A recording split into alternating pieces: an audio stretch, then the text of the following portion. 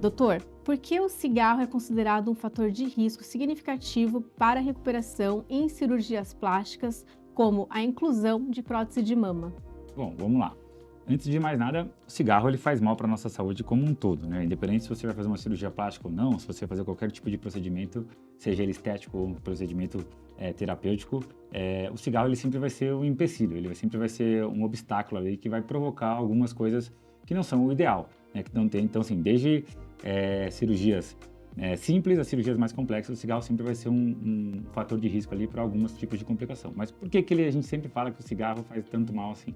O cigarro, dentro do cigarro, da composição do cigarro, existem milhares de substâncias ali e muitas delas são muito nocivas para o nosso corpo. E elas atrapalham sistemas vitais ali do nosso organismo que vão ser importantes, por exemplo, na recuperação de uma cirurgia ou durante uma cirurgia mesmo. Então, por exemplo, o cigarro, um dos grandes problemas que o cigarro faz com o ser humano, ele atrapalha muito, ele estraga ali a circulação, né? Ele prejudica a circulação do paciente num modo geral. Então, por isso que o cigarro aumenta o risco de infarto, porque é um problema de circulação do coração, por isso que o cigarro aumenta o risco de AVC, porque é um problema de circulação do cérebro, ele aumenta o risco de necroses na perna, naquelas pacientes que fumam e perdem o pé, perdem extremidades porque ele está piorando a circulação.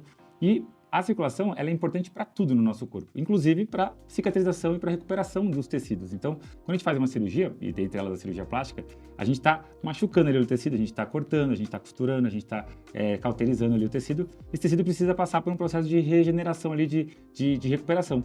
Mas para que esse processo seja eficaz, ele consiga cicatrizar e regenerar legal, ele precisa que a circulação seja boa para levar o sangue e os nutrientes e as células ali dentro do sangue para aquela região que está se recuperando. Se você fuma, você prejudica a sua circulação e aí esse sangue já não chega tão bem ou com tanta abundância ali naquela região onde é a cirurgia e esse tecido passa a se recuperar de uma forma mais lenta ou de uma forma não tão boa. Então ele prejudica muito ali a recuperação dos tecidos e prejudica muito a cicatrização da paciente, né?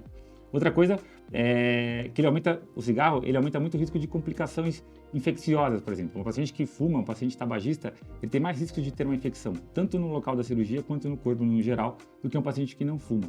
E uma das coisas que a gente mais teme e tenta evitar durante um pós-operatório é uma contaminação, né? Uma infecção ali por algum tipo de bactéria ou vírus. Então, o cigarro ele atrapalha muito na parte imunológica do paciente e isso prejudica também a recuperação dele ali após uma cirurgia, né?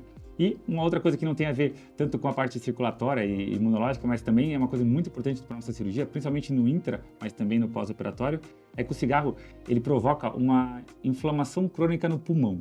E o pulmão a gente chama de brônquio, né? Onde uma estrutura básica do pulmão é o brônquio.